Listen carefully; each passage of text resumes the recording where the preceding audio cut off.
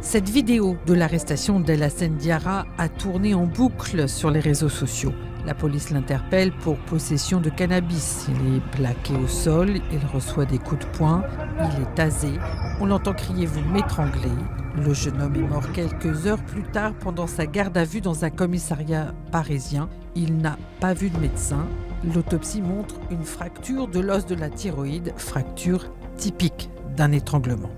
J'estime, moi, que les policiers ont menti du début à la fin. Et ce qui me permet de l'affirmer avec certitude, c'est qu'ils ont fait semblant d'avoir une caméra en panne de batterie, ce qui est totalement faux. Et donc, je pense qu'ils dissimulent la vidéo de cette caméra piéton, qui est accablante pour eux. Ce sont des caméras piétons qui ont 12 heures d'autonomie, qui ne s'actionnent uniquement lorsqu'il y a un événement important. Donc, on peut s'imaginer qu'ils n'ont pas eu 12 heures d'interpellation violente dans la journée. Donc, je pense que ce sont des menteurs. Malheureusement, ils sont protégés par leur hiérarchie, avec un ministre de l'Intérieur qui indique que malgré cet élément rocambolesque, il n'y aurait pas de sanction, que malgré les coups de poing portés, filmés et visibles, il n'y aurait pas de sanction. La juge d'instruction dans l'affaire Diarra refuse de communiquer les éléments de l'enquête à la famille. La famille Diarra a demandé le dépaysement de cette instruction. Moi, ce que je constate, c'est que la loi n'est pas respectée et qu'on se moque de l'opinion publique et on se moque des victimes. Lorsqu'une procureure de la République prend la parole publiquement, donne uniquement la version des policiers, sans dire qu'il s'agit seulement de la version des policiers, lorsqu'elle dissimule les informations, qu'elle ne dit pas à l'opinion publique que la caméra piéton était en panne, ça pose un vrai problème.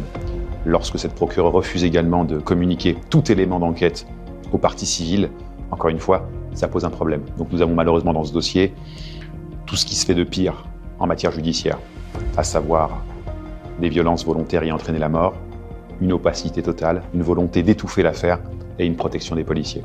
Dans les cas de violences policières, la justice protège quasi systématiquement les policiers, regrette l'avocat. Il cite le cas de la mort de Sefa Chahine en 2023. Ce jeune franco-turc conduisait sans casque une petite moto. Il avait 16 ans.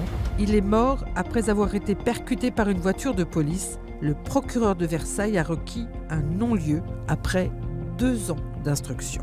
Nous avons ces réquisitions de non-lieu que je trouve moi totalement scandaleuses, contraires au dossier, car nous avons la certitude que le policier se prépare, le conducteur se prépare au choc.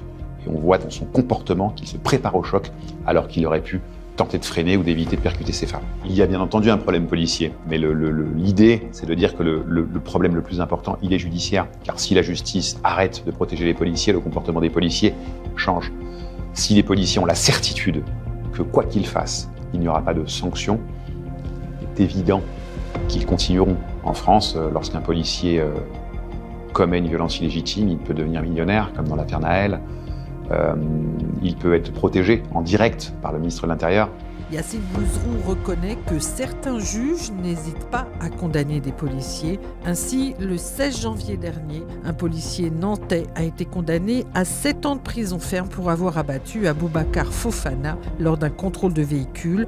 Il avait déclaré un tir accidentel lors d'un corps à corps, mais le fonctionnaire se tenait hors de la voiture où la victime était assise.